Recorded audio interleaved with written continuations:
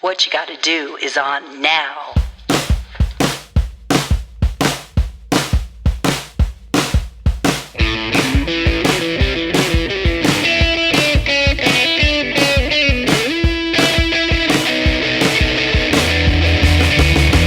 Well, hello, and welcome to What You Gotta Do podcast with your hosts, Codie and KT, where we discuss relatable topics and inspire one another to live a simple, abundant life. Hola, Codie, ¿qué tal? I don't know how to ever respond in Spanish to any sort of comment in Spanish. I'm the worst. I'm trying to utilize my middle school studying of a conversational Spanish. That's so funny. Hola, Luisa, ¿qué tal? Bastante bien. ¿Y tú cómo estás? Estoy muy bien, gracias. Dude, are you applying for a job right now? I don't know. ¿A dónde vas, Tomás? A la clase? It goes on and on about Tomás, and he's looking for the class, and are you going to class? No, I'm going to the office. So, and I feel like if I'm ever stuck in Mexico at a bus station and I need directions, I can always find Tomás and ask him where the office is. Nailed it. I really missed you. Oh my heck, I have missed you. So how are you doing, my friend? Everything okay? Are you doing okay? Yes. Everything's going good. I know it's, I think that, it's maybe surprising to some of our What You Gotta Doers that our lives are not always rainbows and butterflies. It's very shocking. I know it's shocking information. And I know that you and I have had just a little bit of a challenge this week, and it was we both were feeling down. I feel sometimes I had like a nice little pace jogging through life, and I looked over to my right and I see my life starting to outpace me a little bit. And I'm like, okay, I gotta pick it up a little bit and move a little faster and do a little more and challenge myself a little harder. And so that was this week. It was just picking up my lazy butt and trying to pick up the pace a little bit. So you nailed it right on the head, man. Life is outpacing us right now. Yeah. It's kind of how I feel. You're right. You are so right. And I know you called and we had a couple little complaint sessions this week, and so I thought of scrolling through Instagram, and I found I'm a sucker for lists. You know how I love those. So I found 7. They had it titled something differently, and we kind of adapted it to what we like. But we're going to call it 7 self-modifications that you can make to kind of pick up your dragon butt, get going, pick up your pace a bit. I probably need about 240 self-modifications right now, but I'll settle for 7 to make this short and make people interested in wanting to hear One us. at a time, KT. One yeah, exactly. day at a time. Oh, so let's try to kick off the list. Do you want to kick off with the first one that you started? Do you want me to just pick one randomly? What do you want to do? Like, pick a number between 1 and 7. Go. I'm going to pick number 1. Okay. So my first one that I wanted to talk about was complimenting people behind their back. Wait. Complimenting. Yeah. So we always compliment people to each other. Oh, I love your hair. Oh, your dress is so pretty. Oh, your voice sounds so sexy.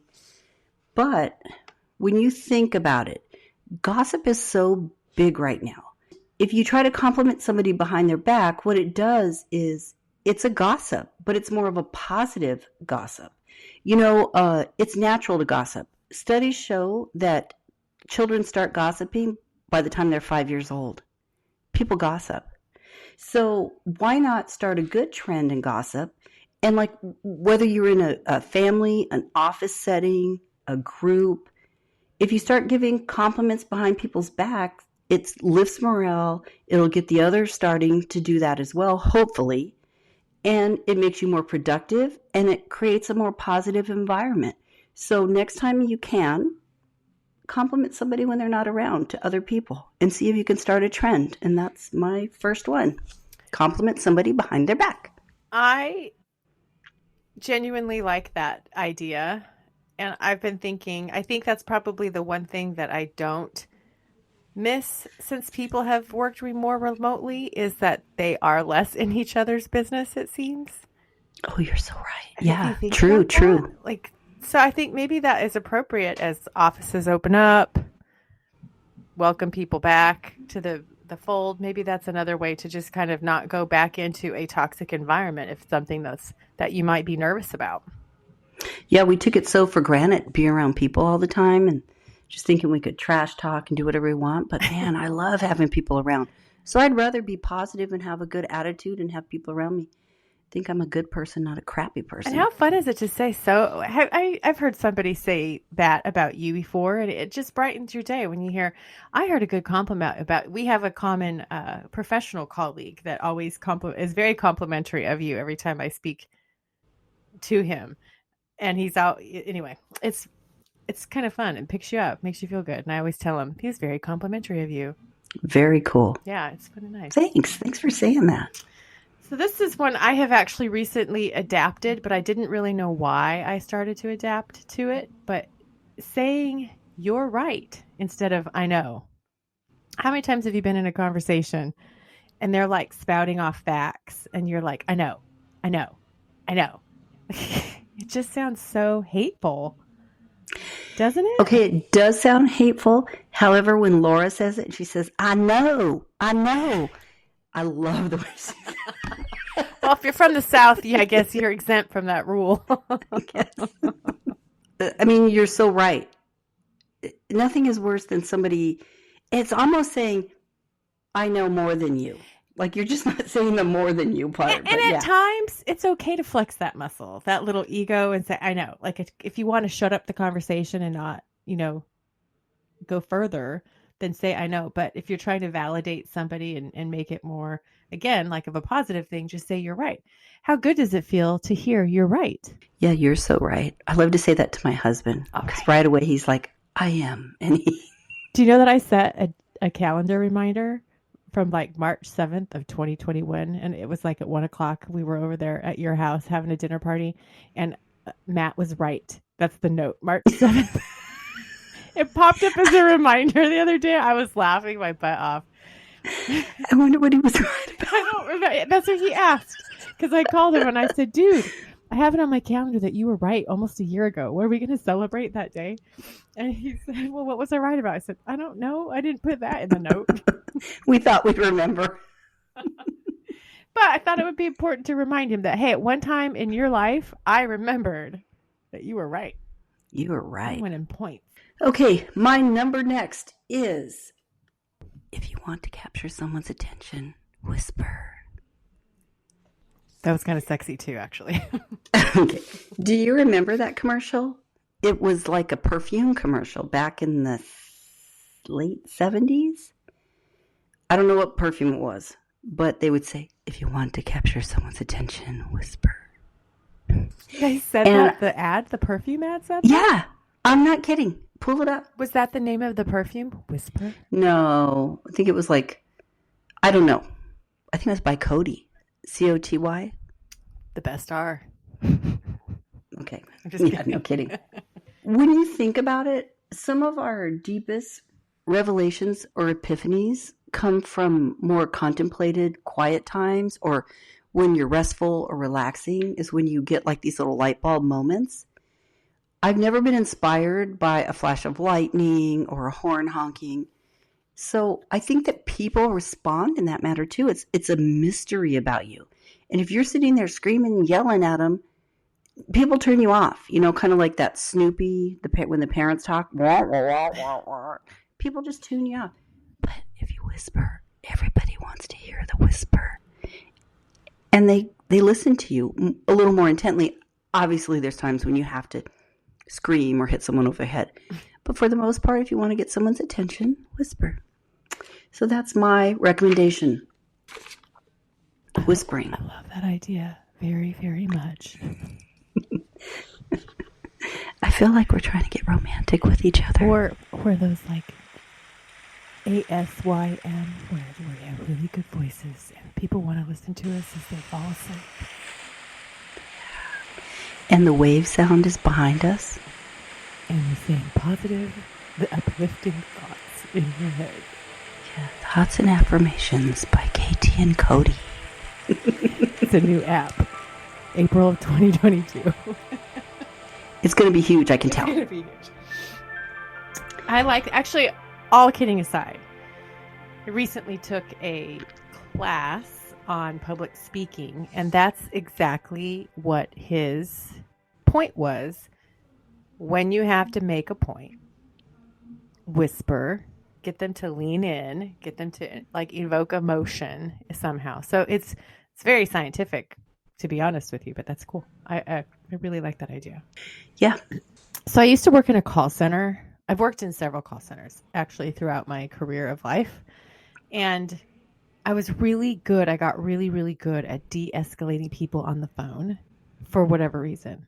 But I did not use this technique that's pointed out into this thing. It said, if you need to de-escalate someone and get them to communicate, ask them questions about numbers or personal information. And I tried to look it up to see what that meant, like, or what psychological impact that had. And I really didn't find anything noteworthy, but I just think it distracts them from the anger or the emotional issue and tries to focus on something that they can remember, right? You can remember your street address. Hey, what's your street address? You know, if you ask something personal, what's the name of do you have a dog? What's the name of your dog? It gets them to be like, I don't know. It's interesting. I would like to talk to like a police officer. Maybe I can have my cousin Robin explain that one.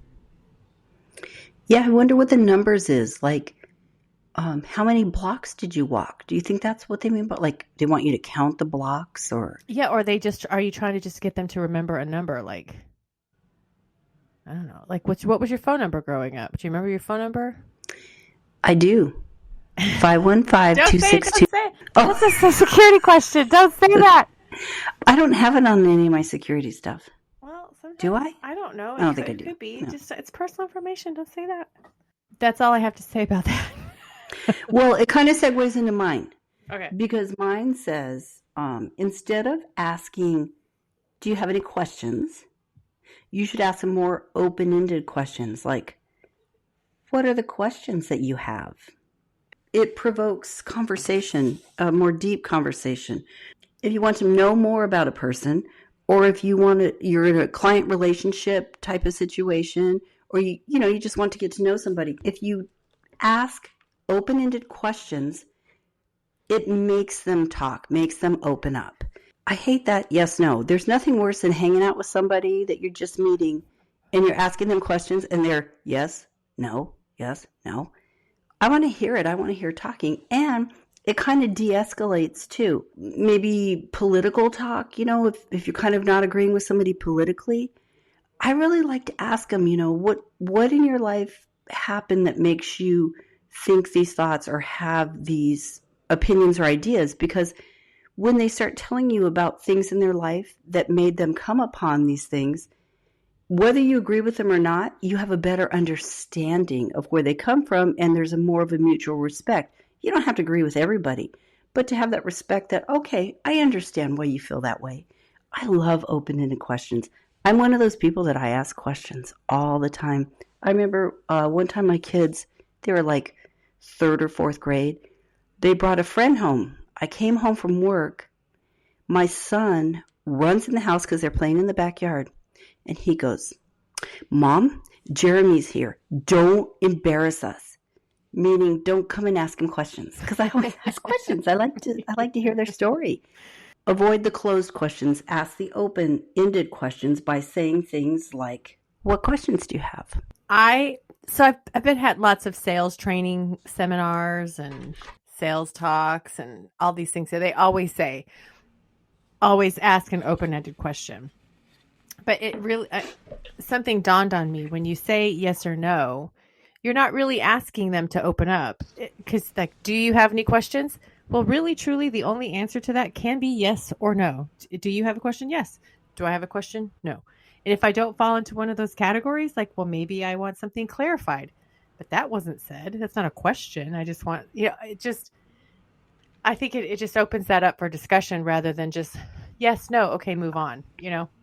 You really do want to check in with people, which goes back, You're right. which kind of ties into the one that I think is very important is when somebody's speaking, it's very important to make eye contact or try to make eye contact and nod and encourage them to continue to go, like you're engaged. I think it's polite to do that. Also, it keeps you engaged if you're trying to really follow along and not just mindlessly nod and like, follow along, but just really pay attention to what the speaker is saying. And it's validation. I was at a conference fairly recently, and the speaker, I could tell, was not comfortable with eye contact because he looked at certain points in the room instead of making eye contact with people, which is fine too. If that maintains your focus, I think that's a very good thing to do. But you at least make those points of contact close to somebody's eyes, so you're not totally avoiding, right? Yeah, we kind of talked about that a little bit in our charming episode as well. How Yeah. important eye contact is. You're so right. That's true. But I think that the nodding is important. Yeah, because I always wonder if someone's just looking at me. I just wonder, are you even paying attention to me? But at least if they're nodding, I feel like they're paying attention. Yeah. Just kidding. I'm nodding. You can't see that. All right. So what you got to do this week, KT, from all of these things that we have discussed about complimenting people behind their back, saying you're right instead of I know, asking open-ended questions, whispering when you want to get the attention you want, nod, acknowledge people, and de-escalate by asking them numbers. I think those are good things. So the thing I'm going to take away is whispering. Okay. I think I'm going to try to use that. I need to use that in my life, actually. It just is more calm. It's a more calm approach. I tend to be a little high strung. So I'm going to use the whispering. I think it'll be calming to myself. Yeah, definitely. Not only to those who I speak to, right? I think it's calming to myself also. So that's my takeaway. Do you have one? I think your children will appreciate it as well. You think? I'll have them provide you the follow-up from that. Yeah. I think mine is complimenting people behind their backs. I feel like I'm really good, maybe almost too good, and I hope it doesn't come across as not being genuine, but I do compliment people to their face a lot. But I think de-escalating the gossiping by complimenting behind somebody's back, I'm going to work really hard on that, especially in my workplace situation. That's what I'm going to work on. That's my what you got to do. Okay, I like it. I think it's time for a warm fuzzy, cold prickly.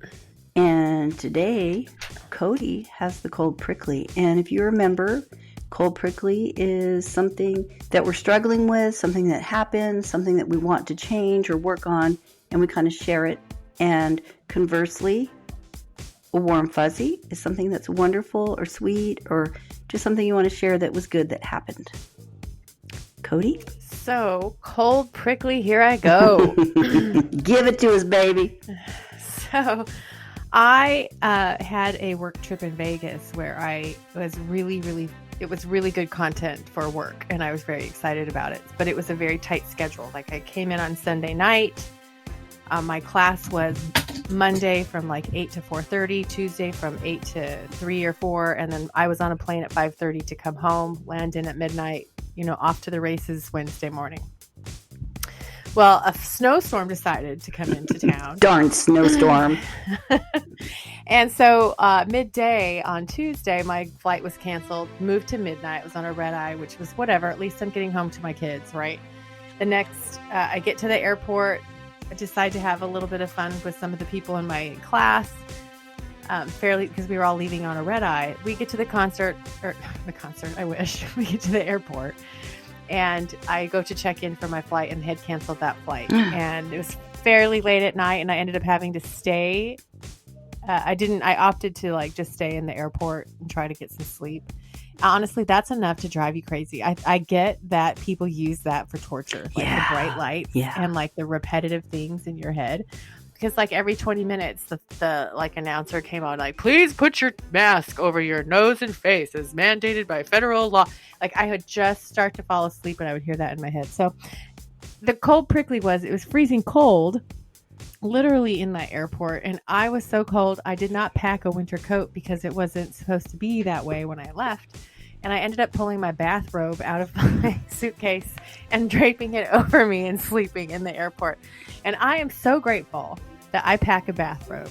I know people mock me for doing that, but I am grateful that I pack a bathrobe. And that is my what you got to do cold prickly is pack a bathrobe. Codie, did you have anybody take a picture of you like that? Because that would have been really funny to look at. Oh, have mercy. I finally woke up and washed my face. You should have seen my makeup. That was a mess. It was a mess. I talked to you after you landed when you were driving on your way home, and I felt so bad for you. You sounded awful. I was so tired. I just wanted to go home and die. Not even sleep. I just wanted to die. Yeah, I feel like I don't even want to travel in the winter anymore because being stranded or whatever, getting your flight canceled, that's really horrible.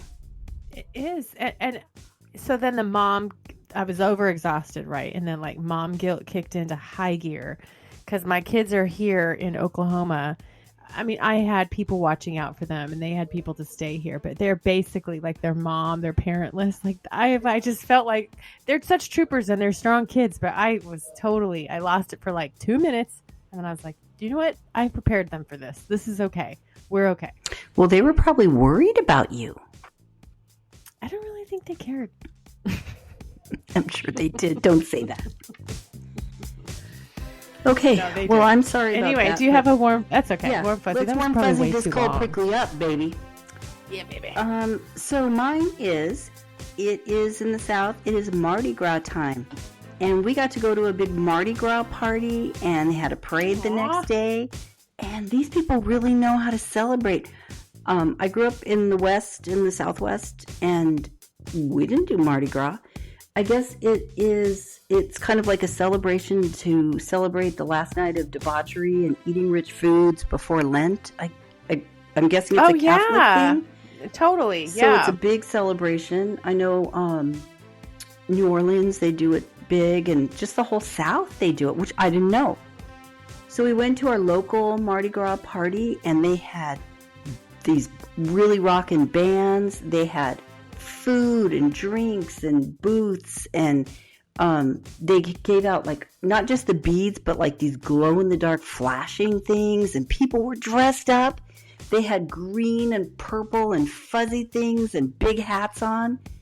It was so much fun. Everybody was just partying, having a great time, and I really like this Mardi Gras thing. I think even when I go back home to the Southwest, I'm going to celebrate Mardi Gras every year. Maybe I'll have a party. That's so fun. I didn't even hear of any Mardi Gras party. Well, I wasn't really searching for it either, but I haven't heard anything this weekend. So I'm glad you got to experience that. How fun. You and Matt live life to the fullest, I swear. Well, it's about time. All that hard work might just coming back to us. So, yeah, I recommend anybody, if they have a chance, go to a Mardi Gras party. It's very fun.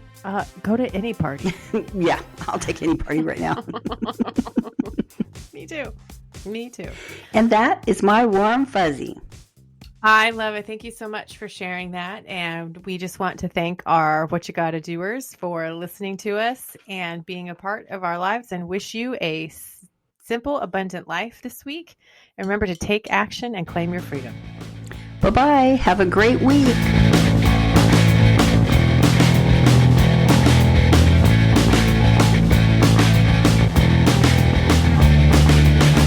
Thank you for listening to What You Gotta Do. The music for this podcast is written, produced, and performed by Joe Steitler. Production manager and host for What You Gotta Do podcast is Codie Hardy. Creative director is Matt Johnson.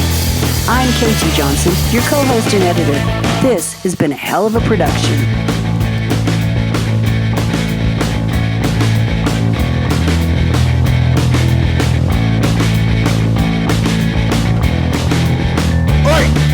What you gotta do is listen!